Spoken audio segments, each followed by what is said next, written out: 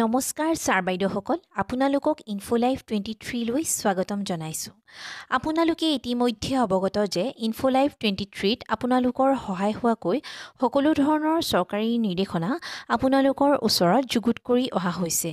হেহে যদি আপুনি ইউটিউবত আমাৰ চেনেললৈ নতুনকৈ আহিছে তেন্তে চেনেলটো সাবস্ক্ৰাইব কৰিব আৰু যদি ফেসবুকত আপুনি আমাৰ ইনফোলাইভ 23 পেজখনলৈ নতুনকৈ আহিছে তেন্তে পেজখন ফলো কৰি ৰাখিবলৈ অনুৰোধ জনোৱা হ'ল।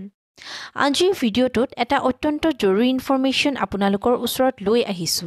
হেহে ভিডিঅ'টো শেষলৈকে চাই ইনফৰমেশ্যনখিনি জানি ল'ব বুলি আশা ৰাখিলো।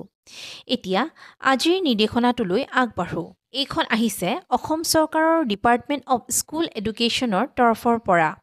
ইয়াত লিখিছে order in pursuance of National Education Policy NEP 2020 and the right of children to free and compulsory education RTE Act 2009, the government in the Department of School Education hereby issues instructions to all educational institutions in the state of Assam to ensure that the age of admissions to grade 1 is 6+.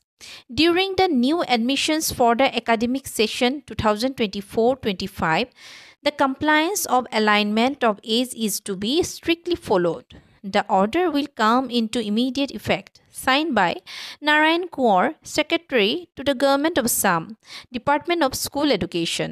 এই নিৰ্দেশনাখনত এটা কথাই স্পষ্ট হৈছে যে national Education Policy 2020 আৰু Right of Children to Free and Compulsory Education Act 2009ৰ মতে অসম চৰকাৰে শিক্ষা বিভাগৰ জৰিয়তে ৰাজ্যৰ সকলো শিক্ষা অনুষ্ঠানক জনাইছে যে প্ৰথমমান শ্ৰেণীত নামভৰ্তি কৰিবৰ বাবে ছাত্ৰ-ছাত্ৰীৰ বা শিশুগৰাকীৰ বয়স ন্যূনতম 6 বছৰ প্লাস হ'ব লাগিব।